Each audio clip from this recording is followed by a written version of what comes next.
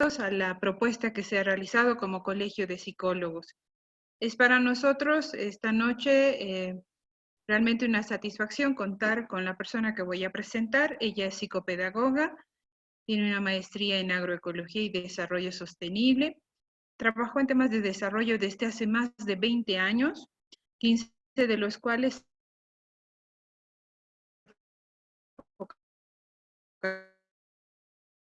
aldeas infantiles, SOS. Desde el 2016 es gerente de programa en Sucre. Quiero dar la bienvenida a Paola Chirino para poder abordar una temática que ha surgido también como una necesidad de quienes hemos estado participando en los conversatorios para conocer la mirada de lo actual, de lo que es la familia, la situación de la infancia, niñez, adolescencia, pero fundamentalmente post-cuarentena. Entonces, Paola, te damos la bienvenida y si puedes ya ahora sí activar el micrófono y la cámara para poder dirigirte y es, bueno, la modalidad es tu presentación inicial y luego a medida que la persona desee hacer una consulta, podamos ya encender las cámaras al final de tu presentación para así poder mirarnos un poco y también sobre todo tener presente ¿no? Tanto la persona que nos está dando y que quiera consultar o hacer el aporte. Entonces, podemos empezar. Muchas gracias, Paola. Muchas gracias a ti, Janine, por la invitación y naturalmente a toda la gente que, bueno, ha asistido y está ahora con nosotros. Les he traído un tema que he intentado encuadrar en esta cantidad de preguntas que nos hacemos a partir de la aparición del COVID y el impacto que esto tiene en las familias, en nuestras vidas y en las sociedades. Y bueno, ojalá fuera solo durante la cuarentena, sino que efectivamente nos representa o nos proyecta a un escenario donde vamos a no más tener que hacer varios cambios y varias reestructuraciones en nuestra vida. En ese sentido, bueno, saludarles, decirles que vamos a manejar en un formato muy de conversatorio, naturalmente. Me encantaría que tengamos esa posibilidad de familiarizarnos, de encontrar calidez en esta conversación, pese a que tenemos de por medio distancia. Así que me he preparado de una manera poco protocolar, como me gusta. Me he traído mi cafecito para acompañarme y bueno, espero que lo sientan de la misma forma y podamos encontrar lo que nos hace falta, que es calidez y familiaridad en estos momentos. Bien, con este encuadre, lo que les quiero presentar, antes de poder hablar de lo que impacta o lo que va a significar este nuevo periodo en la vida de las familias, me gustaría encuadrar lo que representa en la vida de todos en realidad, ¿no? Estamos saliendo, me parece, y en esto quisiera traer simbólicamente a dos pensadoras igual que considero muy interesantes en este momento, para encuadrar un cambio de paradigma. Creo que a lo que nos estamos enfrentando como sociedad, como personas y como familias es una invitación del destino hacia migrar a un paradigma. Estamos viniendo de un paradigma que se sustenta básicamente en las dos cosas que nos ha echado por el suelo el COVID. Uno es el tema del control, porque ahora vivimos una sensación total y absoluta de incertidumbre y naturalmente vinculada al control está esta idea del poder, porque nos hallamos total y absolutamente indefensos y desprotegidos ante un hecho tan complejo como el COVID. Entonces, venimos de un paradigma que se cimenta y que se ha generado en la dinámica del poder y del control. Hacernos creer que como sociedades y personas tenemos poder unos sobre otros y controlamos todo lo que nos rodea. Este paradigma naturalmente tiene muchos matices. Naturalmente este poder se ha concentrado en muchas sociedades básicamente en la figura del hombre. Y estas ideas del hombre poderoso, el hombre que controla, el hombre que tiene todo bajo control, también se ve totalmente fragilizado en este momento. Estas ideas están vinculadas también a los fenómenos de violencia, porque la violencia se refleja en esta lógica y en esta búsqueda y en esta sensación de control y de poder de otros. Estas ideas que les estoy compartiendo surgen también de un conversatorio con Gabriela Schneider que tuvimos como organización hace unos días, que nos planteaba esta perspectiva del maltrato y que traigo a colación porque para mí constituyen el andamiaje de este paradigma que se nos ha dislocado, se nos ha desordenado a partir de la aparición del COVID. La primera es lógicamente la pérdida del control, es decir, este paradigma que se sustentaba en el control y en el poder está frágil. Ya no controlamos ni siquiera lo cotidiano, todo se ha convertido en una incertidumbre, nos ha invadido el miedo en varios matices y situaciones. Ahora todas nuestras proyecciones, nuestros sueños, nuestras ideas de vida están de pronto en el tiempo sostenidas y retenidas porque la realidad nos está obligando a mirar cosas mucho más objetivas e inmediatas como las necesidades de subsistencia, el día a día, un día a la vez. Y naturalmente estamos volcándonos a temas más básicos como el tener comida en la casa, implementos de desinfección, el tema del alimento, el tema del agua, se ha convertido en los temas de mayor preocupación dentro de lo que es la estructura de vida de las familias y las sociedades. Otro elemento, obviamente esto impacta en lo que les decía antes, que la destrucción o por lo menos el desorden de estos proyectos de vida y lo que eso genera a nivel de angustias personales, ¿no? Hay una lucha por supervivencia y esto es definitivo, es día a día, se lo siente en la calle, se hace mucho más visible con cuanto más tiempo pasa en la cuarentena y esto tiene efectos realmente devastadores a nivel de economía de muchas familias. En algunas familias donde no es posible pensar en que este confinamiento tiene la modalidad de una casa con varios ambientes, se hacen momentos de subsistencia más críticos todavía porque las condiciones de hacinamiento, las condiciones de precariedad en la que mucha gente vivía se hacen mucho más acentuadas en este momento y generan y alteran muchísimo los elementos de violencia o de malestar dentro de las familias. Todo este proceso también nos trae una sobrecarga en el tema del trabajo, porque parte de esta construcción del paradigma del poder, del control, además disgregado por género, nos trae a las mujeres la carga de la expectativa del cuidado, ¿no? Más allá de mantener muchas de nosotras sistemas de trabajo desde la casa y no sé qué, se nos delega socialmente, porque así está construido nuestro paradigma de vida, la posibilidad de que van a ser las mujeres las que respondan al cuidado, a la protección, que van a estar pendientes, que son las que miman en la casa, las que cocinan, las que limpian, más allá de todo esto, porque esa es la expectativa que la sociedad tiene de un rol femenino dentro de ella. Y esto naturalmente genera una sobrecarga en la persona bastante grande porque tiene que cumplir todas estas expectativas haciendo de pronto malabares en el día para ello. Obviamente todo este tema del miedo se acentúa porque todas estas seguridades de tener un sistema de protección, de estar cubierto por política, se desvanece también porque nos encontramos no solo en Bolivia, sino en Latinoamérica, con sistemas de política social realmente muy, muy deteriorados, con énfasis en desarrollo en áreas en las que ahora están totalmente paradas y las que son necesarias, las que hacen al día a día, las que por último garantizan el tema de subsistencia y de sobrevivencia están muy frágiles, ¿no? Y hablamos del tema de salud, hablamos de todas las políticas de protección a las familias. Entonces, todo aquello que hemos conocido hasta ahora como este paradigma que ha envuelto nuestra vida, nuestros sueños, con el COVID se desordena y nos genera una sensación que nos pone efectivamente ante una crisis existencial. Esta crisis existencial es personal, es muy individual, pero también es de familia, también es de sociedades, porque los modelos de nuestra sociedad estaban empujados por estos paradigmas de control y de poder y del protagonismo de unos en el área productiva y de otros en el área del cuidado, y ahora todo esto se ve afectado. Y esta afectación que es genérica, que es paradigmática, naturalmente afecta a las familias, las complica, genera una serie de situaciones de toda índole. Pongamos ejemplos muy sencillos. A ver, en la casa donde el papá, en el rol de proveedor, es el que sale, al momento en que debe quedarse en ella, no sabe qué hacer en otro rol que no sea el de proveer.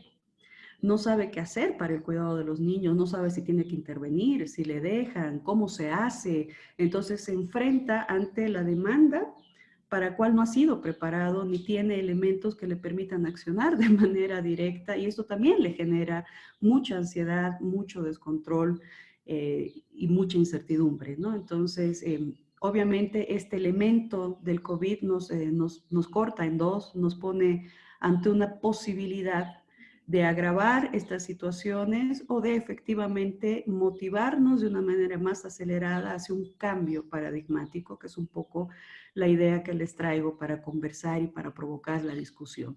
Si partimos de que estamos saliendo de un modelo en el que el poder, el control, el poder hacia el otro, la primacía de un género sobre otro, era como la composición natural, ¿no? Y que ahora se ve totalmente desordenada, pues entramos a otro tipo de paradigma donde para sobrevivir tenemos que cambiar y tenemos que primero aceptar que no controlamos nada, que no tenemos poder absoluto sobre nada, ni siquiera sobre la probabilidad de sobrevivir al tema del COVID. Y esto nos lleva primero a manejar básicamente incertidumbre, no solo en el momento de la cuarentena. La incertidumbre es un sentimiento que nos va a acompañar de aquí en adelante, porque estos futuros posibles, estas proyecciones van a ser bien volátiles de aquí en adelante, en lo social, en lo económico también, en lo familiar también. O sea, las familias que estaban estructuradas a través de planes a largo plazo ahora tienen que cambiar todo su modelo y tienen que empezar a trabajar y a proyectarse en el día a día, en la subsistencia cotidiana, en el saber qué hago mañana, en el saber si pasado mañana habrá algo más que hacer. Entonces estamos cambiando a una dinámica donde definitivamente el paradigma que nos suena más, y esto lo hablo porque es una línea que manejamos mucho dentro de la organización, es nomás el paradigma del cuidado. Es decir, estamos partiendo y nos está provocando esta situación la posibilidad de migrar a un paradigma cimentada en el cuidado del otro, en el reconocimiento de este otro como un aliado, no como alguien a quien controlar o sobre a quien ejercer poder, sino alguien con quien generar sinergia, empatía, solidaridad para poder salir adelante. Este concepto de tribu que es tan primitivo ahora se hace mucho más necesario que nunca. Necesitamos tener un elemento trivial, un elemento social que nos permita reorganizarnos para poder enfrentar lo que nos va a plantear este escenario COVID-19, que vuelvo y lo repito, no acaba en la cuarentena, sigue, ¿no? Por lo menos 1 o 2 años más. En esta mirada así como grande, como global entre un paradigma y el otro, mirados así de una manera muy, muy superficial también, naturalmente, si abrazamos la lógica del paradigma del cuidado, vamos a cambiar naturalmente las prácticas. En el paradigma del poder y el control, la violencia se ejerce como un mecanismo natural también en esas concepciones del ser y el estar en el mundo.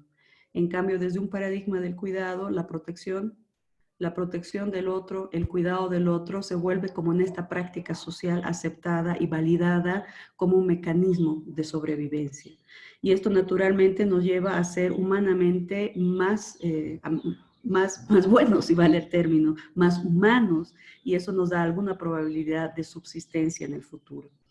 En este paso en el que decido migrar de un paradigma al otro, naturalmente estamos en una situación, en una fracción de tiempo, que es la que nos presenta la cuarentena, que también está afectando la vida de las familias y las está de alguna manera movilizando de formas que antes no tenían posibilidad, ¿no? De hecho, está agravando elementos de violencia. Hay indicadores de violencia que aumentan en el municipio y esto no es porque el COVID genere violencia.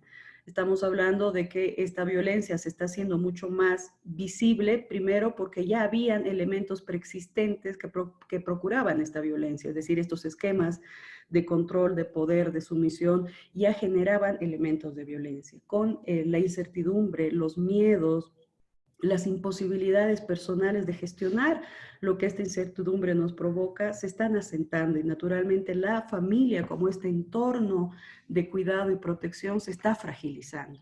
Y esto es lo que hay que cuidar. Hay que evitar que las familias lleguen a un punto en el que se fragilicen tanto que se conviertan en espacios de mayor vulnerabilidad. Entonces, lo que necesitamos empezar a migrar y a pensar en son aquellas prácticas que hacen que estos espacios sean efectivamente seguros. Como organización hemos planteado hace mucho tiempo la lógica del entorno familiar como un entorno seguro, afectivo y protector, porque son los 3 elementos claves de sobrevivencia.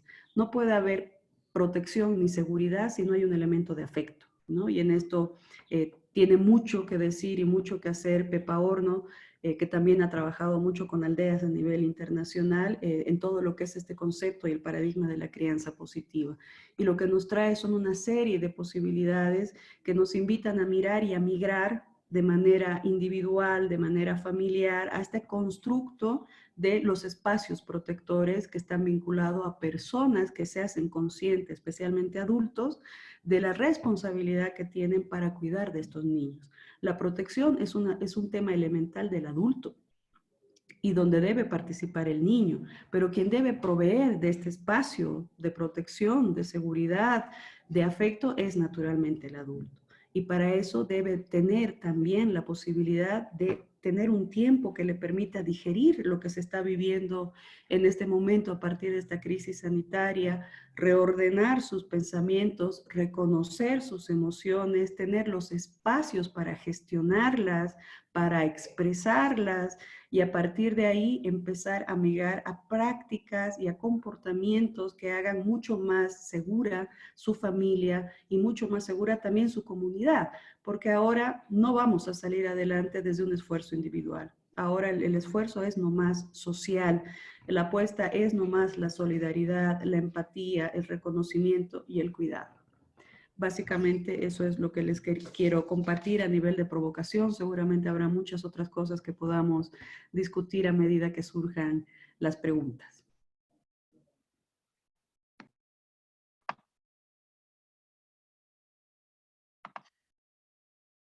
Agradecerte muchísimo cada una de las ideas que has planteado y el análisis que has realizado. Invito ahora a las personas que tengan preguntas, que quisieran compartir alguna posición particular, que puedan encender el micrófono y que también puedan hacerlo cuando estén hablando su cámara. Entonces, doy paso a esta segunda parte.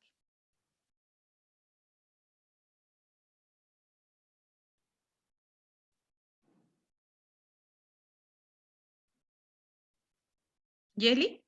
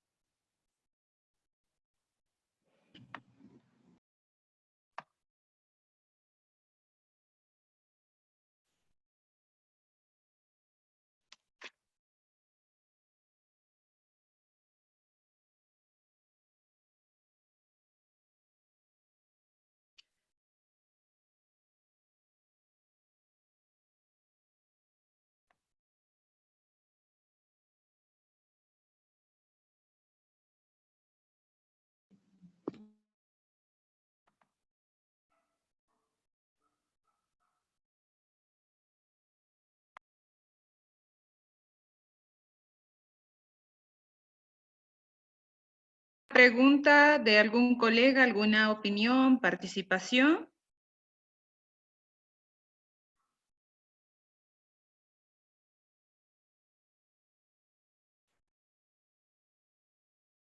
Paola. ¿Sí, Janine?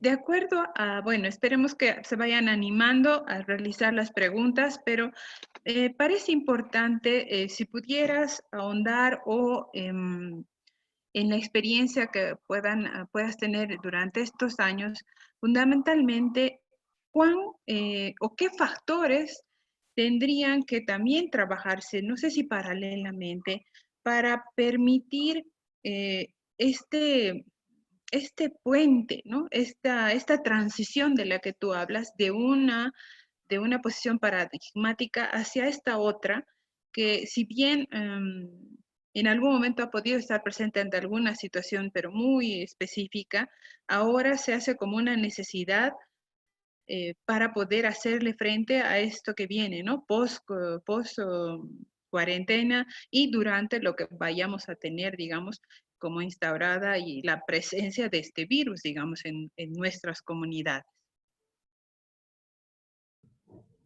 Desde la experiencia de aldeas infantiles, nosotros hemos encontrado que todas las personas y todas las unidades de familia tienen una capacidad enorme de reinventarse, aún en sus elementos de carencia. Entonces, un elemento importante es no quitarle ni dejar de sostener el acompañamiento a las familias que entren en un nivel de vulneración. Y esto tiene mucho que ver con el oficio que ustedes tienen como colegio, es decir, como psicólogos desde sus diferentes vertientes y formas de trabajo, pueden hacer una diferencia en el sostener un servicio para acompañar a las familias. Nosotros como organización lo hacemos.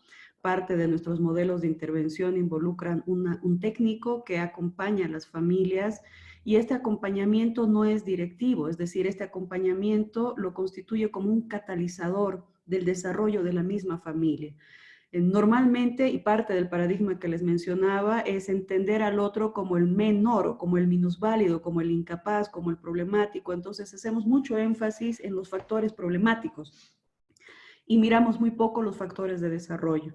En cambio, cuando nos centramos en los factores de desarrollo de una familia o de una persona, de cuál vaya a ser el ámbito de intervención, naturalmente podemos encontrar ahí los precursores de su propio desarrollo. Se trata de generar la posibilidad de que estas mismas familias y personas encuentren mecanismos de afrontamiento. No podemos afrontar la vida por ellos, pero sí les podemos orientar y guiar y orientar, adquirir aquellos mecanismos de confrontación a la vida y ahora a este tipo de vida a la que vamos a ingresar, que va a estar marcada básicamente por la incertidumbre. Entonces, la posibilidad que tengamos de generarles mecanismos de afrontamiento son, creo, fundamentales en este momento.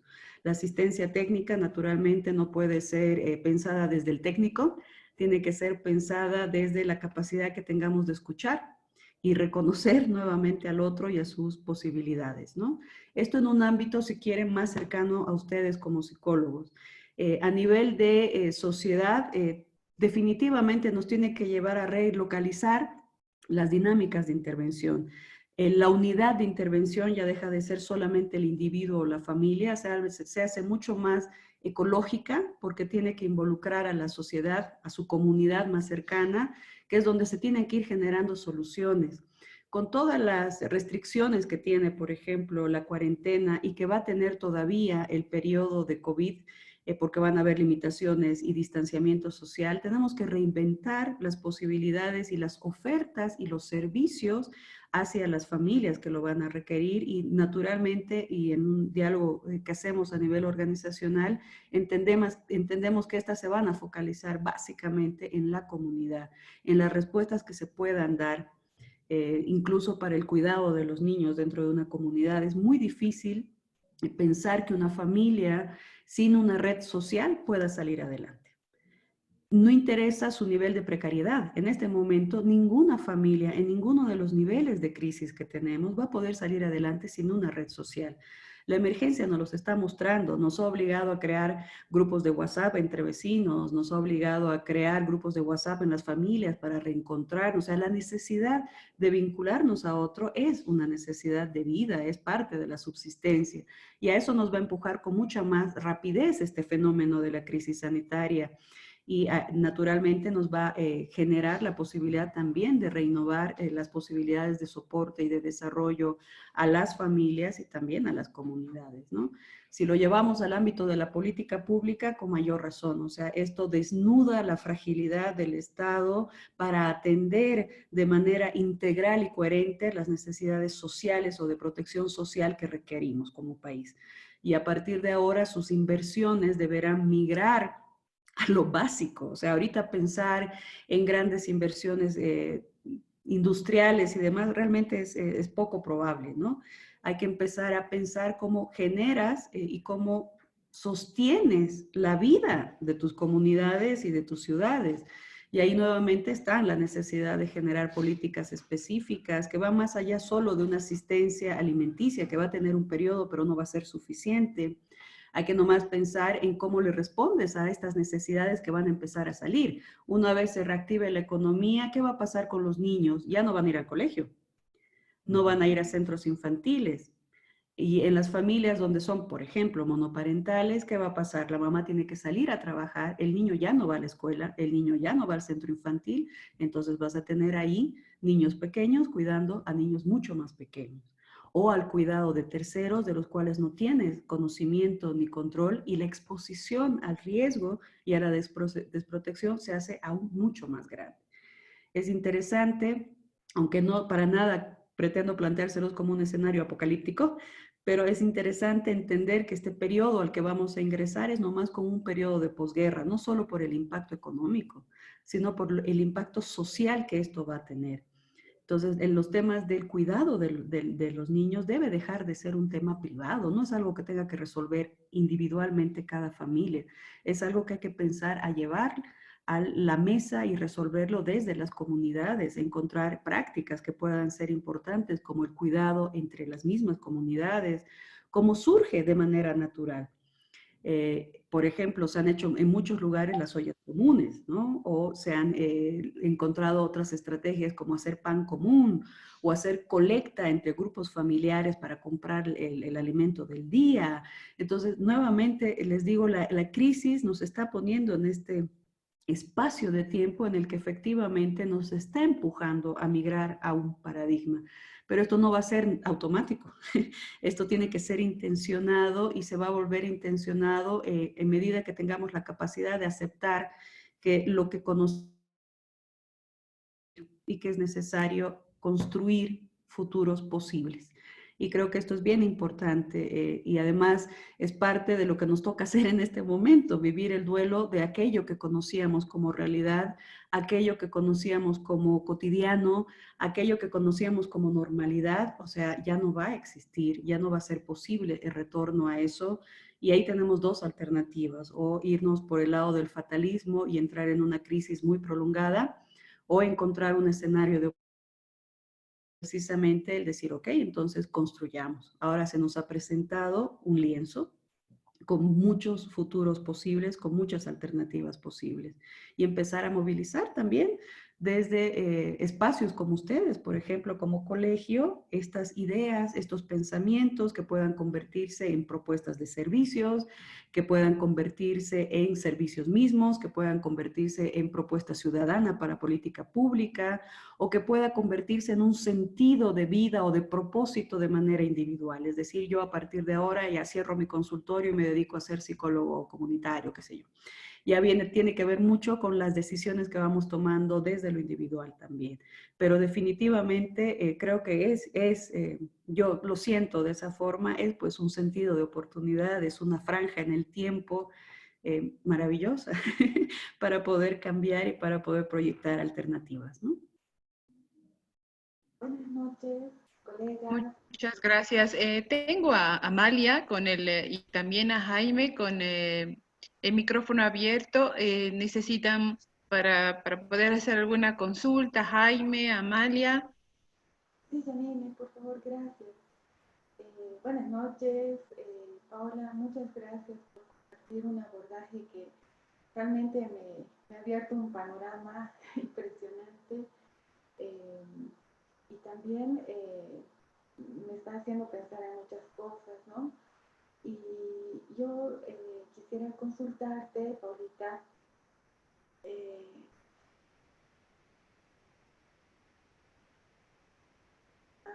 fundamental en la reconstrucción y la reinvención de nuevos escenarios va a ser el abordaje espiritual para muchas personas, probablemente para muchas no, pero pienso que también esto va a ser como un pilar. ¿Tú cómo lo ves? Yo creo que es fundamental y cuando hablábamos de que este COVID lo que nos trae básicamente es una crisis existencial, nos va a llevar a eso, ¿no? Las crisis existenciales la van a vivir las personas de manera diferente. Me acuerdo mucho los comentarios de Pilar Sordo, por ejemplo, que decía después de la cuarentena van a haber muchos divorcios Y a veces esto se lleva a lo trivial, a lo cómico, al meme, pero tiene mucho de razón. Es decir, el confinamiento, la necesidad de convivir con aquello que no querías mirar antes de, te va a obligar a repensar muchísimas cosas, desde tus propósitos de vida, desde lo esencial que es hacer lo que quieres y lo que disfrutas, porque la vida es demasiado volátil ahora, y lo importante que es ser felices en el proceso, y naturalmente lo puedes vivir desde un elemento espiritual, es parte de los elementos que tenemos para poder abordar un proceso de crisis. Lo puedes vivir desde un tema muy racional también, o sea, va a depender de cómo está estructurada la persona, pero definitivamente el ámbito espiritual es también una provocación, es una invitación a repensar muchos elementos de la vida, ¿no? Bien, gracias Paola y Amalia. Tenemos ahora a Jaime, por favor, te escuchamos. Gracias, Jenny. En primer lugar, un placer encontrarme con Paola acá. Hemos tenido la oportunidad de trabajar hace algunos años atrás, ¿no? Reflexionaba un poco sobre ciertas situaciones que hemos ido viendo, ¿no? Se han hecho algunos estudios sobre los efectos del coronavirus en las personas, tanto a nivel físico como a nivel psicológico. Y han sido inmediatamente como que bombardeados de muchas críticas, ¿no?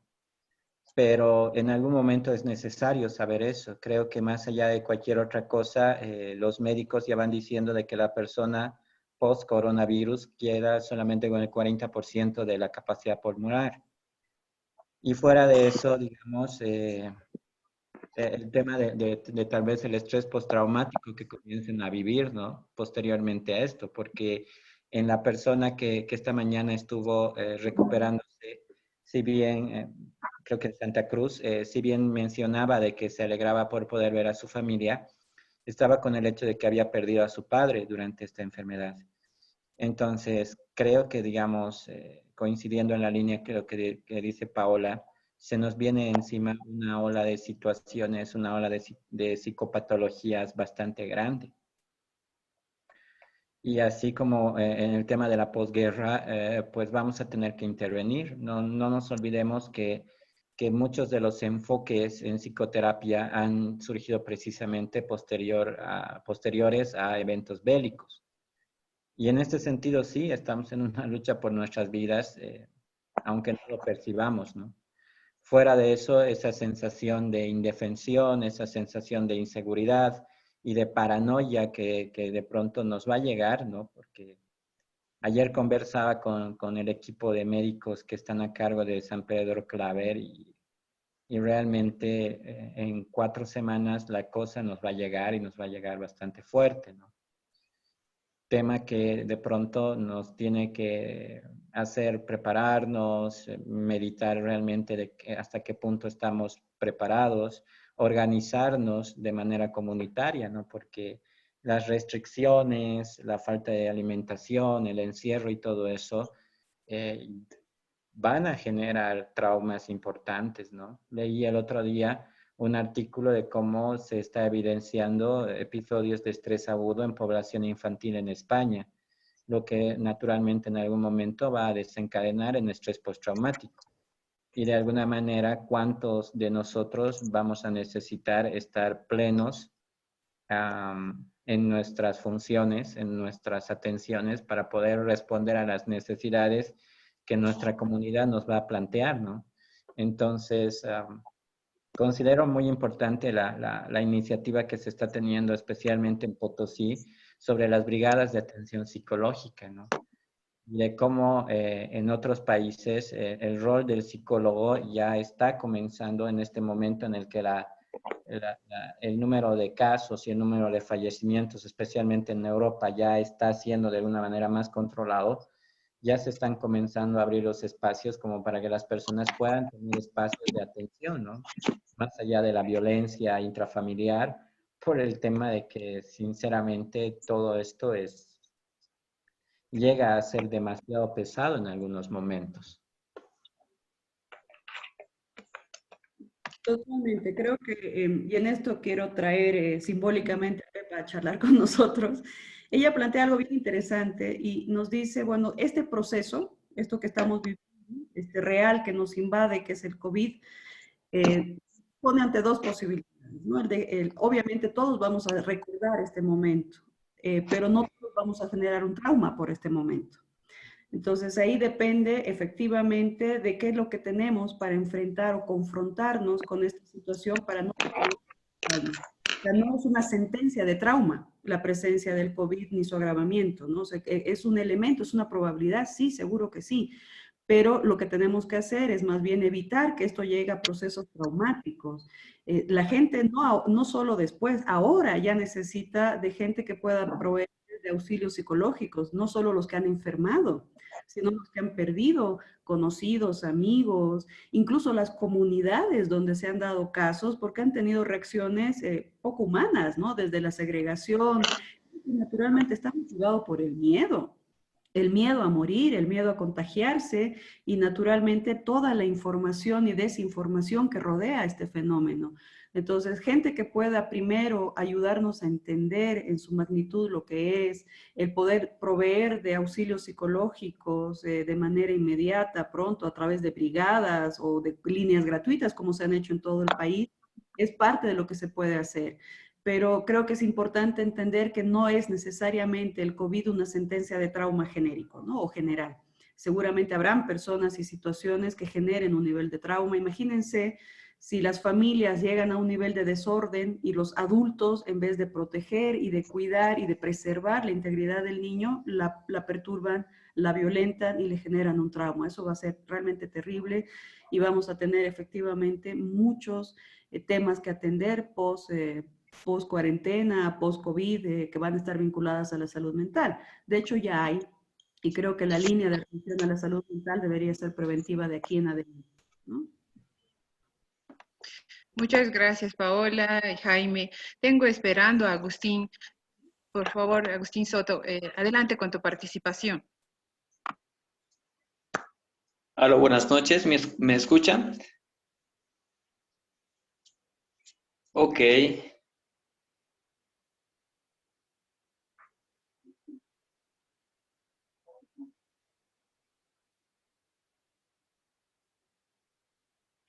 Bueno, buenas noches. Primeramente quiero saludar a todas las personas que son partícipes de este evento y también quiero felicitar a la doctora que está haciendo lo partícipe por brindarnos esta excelente información. Realmente felicitar por brindarnos ese tipo de información. A mí me ha invitado el licen Juan Carlos Castro Flores para que yo pueda ser partícipe de este evento virtual. Y prácticamente una pregunta que quiero hacerle a la doctora es de ¿qué importancia tiene el positivismo en esta cuarentena, más que todo en la familia, en cada uno de los integrantes de la familia, y de qué manera puede afectar también lo que viene a ser el negativismo en la familia?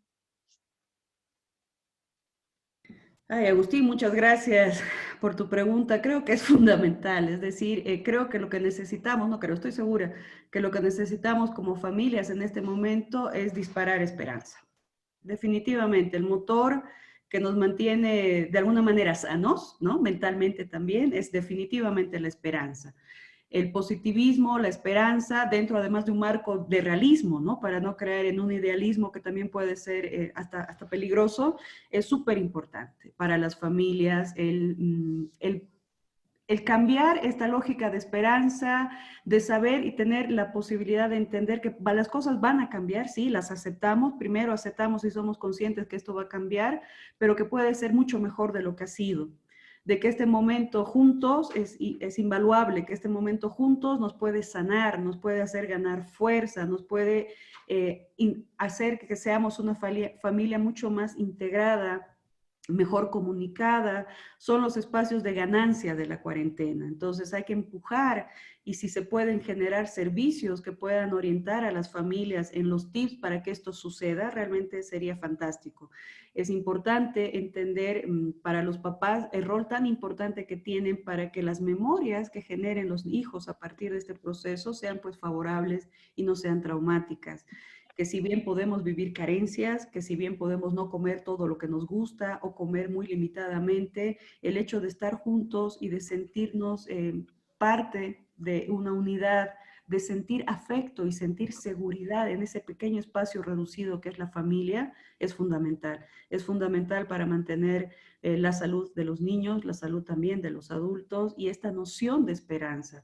Es lo que les planteo, o sea, el pensar que este momento en el tiempo, que este COVID es como un puente que nos abre futuros posibles, es creo que fundamental para salir adelante.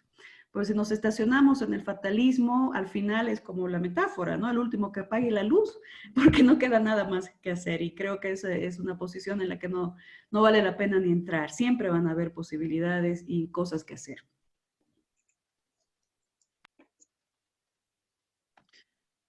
Gracias, Paola. Gracias, Agustín, por la pregunta. Quisiéramos saber si hay alguien más que desee participar con alguna consulta, alguna opinión.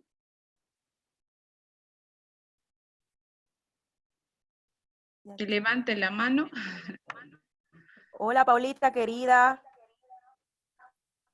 Primita, Gracias, Jimena, te felicidades. está escuchando. Te quiero mucho, mamita. La visión sistémica de apoyarse en las familias, yo creo que es la mejor, ¿no? Y lo que tú decías, el lanzarnos desde la esperanza y en vez de entrar en crisis, pues crear alternativas, ¿no? De opciones, de trabajar en equipo. Así que un saludo a la familia, mamita, y aquí te queremos mucho. Te estamos escuchando con mi mami. qué lindo, prima querida. Saludos a la tía, entonces. Un abrazo enorme, igual a la distancia. Ven, en estos momentos, qué importante y qué cercanos nos sentimos, pese a no podernos ver ni tocar, ¿no? Creo que es también un elemento interesante.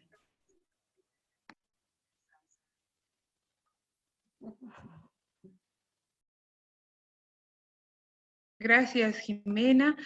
¿Alguien más que desee participar? ¿Alguna pregunta que todavía quede ahí? Hola, buenas tardes. Quiero mandar un saludo a todos los que estamos en esta conversación. Me parece muy buena el abordaje que ha hecho nuestra participante del día de hoy. Muchísimas gracias. Creo que ha tocado puntos muy importantes. Trabajar primero en nosotros como profesionales, ¿no? Para tener esa fortaleza de ir a afrontar todo lo que viene, que son los miedos, la frustración, el estrés, la adaptación tanto de niños, adolescentes, en los trabajos, las familias, y dar esa visión comunitaria y social de que vamos a salir de este momento tan complicado a nivel mundial, ¿no? Creo que es muy importante lo que está resaltando, pero más allá del positivismo, tal vez en su experiencia como profesional y el manejo que ella hace a través de trabajo con niños, ¿qué recomendaciones nos puede dar para que estos niños que ahora están en esta época y que van a enfrentar un proceso de adaptación difícil, cómo podríamos tratar de guiar y hacer una transición lo más adecuada posible para ellos? Muchísimas gracias. Gracias, Nancy. Creo que en este contexto los niños tienen mucho más que enseñarnos, ¿no? que lo que nosotros hacer para ellos. Los niños tienen una capacidad y una flexibilidad y una posibilidad de adaptabilidad mucho más grande que la del adulto. Creo que en esta lógica lo primero es poderles generar un espacio como de certidumbre, como de seguridad en la incertidumbre, ¿no? Es decir, los niños requieren de, igual todos nosotros requerimos, pero mucho más los niños, de tener una noción mínima de estabilidad, de estructura, ¿no? Es decir, el tema de que en las familias se trabaje rutinas es clave. El COVID, la cuarentena, el aislamiento no es una licencia para romper rutinas, porque efectivamente eso es mucho más estresante para un niño que cualquier otra cosa. Entonces, una rutina básica que será diferente, será una rutina de cuarentena, ¿no? Habrán licencias como levantarse más tarde, comer más tarde, pero tiene que haber una estructura mínima que le permita una anticipación y que le dé tranquilidad en el día, mínimamente en el día, ¿no? Es decir, a tal hora se desayuna, después tengo que hacer la tarea o tengo que ayudar en la casa. Son elementos importantes de generarle para darles un nivel de seguridad, para evitar que el miedo de lo que de lo que no saben que va a venir, les empiece a generar mucho estrés, ¿no? Entonces, las rutinas son importantes, naturalmente van a ser flexibles, van a tener que acomodarse. En esta lógica de rutinas podemos incorporar cambios positivos, como el hecho de que todos, niños pequeños, grandes, participen de lo cotidiano en la familia, se hagan parte, se sientan parte de la familia, desde la limpieza de la casa, desde preparar los alimentos, desde sugerir juegos, desde sugerir actividades. El día a día de la familia tiene que ser participativo y tiene que tener una estructura mínima. Eso ayuda al niño y también ayuda al adulto, porque le ayuda a organizarse en el tiempo y no dejarse llevar por sentimientos de depresión, que lo llevan a estar en la cama todo el día o de pijama todo el día. Entonces, este tipo de cosas te motivan a tener un nivel de actividad importante. Otro elemento importante es el que seamos efectivamente confiables como adultos, ¿no? Ya seamos papás, seamos los hermanos mayores, el no manejar cosas que no sabemos, es decir, el darles la tranquilidad de que nosotros les vamos a decir la verdad. Tiene que ver también con el elemento de enfrentarlos a la información sobre el COVID. Los niños deben estar al tanto de lo que es, cómo se previene y qué situaciones genera, no la sobreexposición, naturalmente, no tienen que estar pegados ni a las redes, ni a la radio, ni a la televisión, pero los niños deben tener la información de lo que significa este virus, de cómo se protegen, porque eso les va a ayudar a asumir rutinas de manera autónoma, porque van a saber el por qué tienen que asumir medidas de seguridad. Y ya no va a ser la pelea, ¿no? Pero te he dicho que te laves las manos, pero ¿por qué no te lavas las manos? Porque al final el niño va a entender el por qué es importante lavarse las manos, el por qué es importante no salir. Y esto se hace mucho más relevante en los adolescentes, ¿no? Si al adolescente le dices no, ¿por qué no? Porque te lo digo yo, por último, es bien complejo sostenerlo. En cambio, si le explicas el por qué, si lo haces consciente de también la necesidad del autocuidado, se va a hacer un poco más ligero también el sostener estas posibilidades. Entonces, muy importante el mantener esta noción de ser confiables, ¿no? Ser fiables, es decir, que seamos un referente confiable para el niño, que el niño sepa que si bien no sabemos todo, porque no tenemos por qué saberlo, le vamos a decir siempre la verdad. Esto es súper importante para mantenerlos tranquilos y demás, ¿no? El tema de la afectividad, que es lo que hablábamos antes, el que estar en casa sea un tema que nos genere memorias bonitas, que nos genere posibilidades de reencuentro, posibilidades de sanar también dificultades que puedan haber. Es importante el que sean espacios y tiempos afectivos. Nos daremos las licencias, ¿no? Para ser afectuosos, para decirnos cosas bonitas, para abrazarnos donde podamos cuando estamos en la familia, de tener esta posibilidad cálida siempre. Porque podemos entrar y a veces somos muy presa fácil, ¿no? Entramos, no, es que hay que tener rutinas de limpieza, hay que desinfectar, y creo que lo hemos vivido todos en diferentes momentos de la cuarentena, ¿no? Estábamos tan concentrados y focalizados en limpiar, que desinfectar, que todo tiene que estar limpio, que la rutina, que no sé qué, que al final el día a día era eso. Era limpiar y ordenar, y no era el ver a los que estaban contigo y darles a los que estaban contigo un espacio prioritario de escuchar, de jugar o por último de mirarlos y decir, ¿sabes qué? Estoy limpiando porque quiero que estés seguro, porque me importas, porque te amo y porque quiero que nada te pase y por favor ayúdame. Sé parte de esto, ¿no? Entonces, el elemento afectivo tiene que ser nomás el elemento que amalgama todo lo que hacemos en el día a día dentro de la familia. Y el afecto no solo del adulto hacia el niño. También hay que recuperar los espacios de afecto entre nosotros, como adultos, no solo como pareja, sino como pares, ¿no? Como hermanos, como primos, como sobrinos, tíos, o sea, todas las relaciones es importante recobrar el afecto. De pronto sentir estas licencias, decir te quiero, te estamos viendo, estamos aquí con la tía, o sea, ese tipo de situaciones son las que te reconfortan y te hacen sentir humano, y es importante para también sentirte saludable, saber que no estás solo, pese a que estás aislado, no estás solo. Esta noción es bien importante en el ámbito familiar, pero también social, y es el sentido de la tribu, ¿no? El otro elemento es, obviamente tenemos que tener rutinas, tenemos que seguir la información, los cuidados, ser confiables, no mentir, tener todo este elemento afectivo, pero también tenemos que ser flexibles, ¿no? Que tenía mucho que ver con lo que les decía. A veces nos encerramos en una rutina muy rigurosa, ¿no? No, es que son las 8 y a las 8 se desayuna porque más tarde no puede haber el desayuno. Entonces, hay no más que flexibilizarnos, y la flexibilización va a estar de alguna manera dirigida por el cómo nos hemos levantado, ¿no? De pronto, hoy nos hemos levantado deprimidos, hoy necesitamos otro tipo de situaciones para levantarnos el ánimo, o hoy nos hemos levantado llenos de energía y queremos hacer cambios. O sea, siempre va a haber un nivel de flexibilidad que debamos manejar y que debamos aprender a leer sobre lo que necesitamos también impulsar dentro del seno familiar.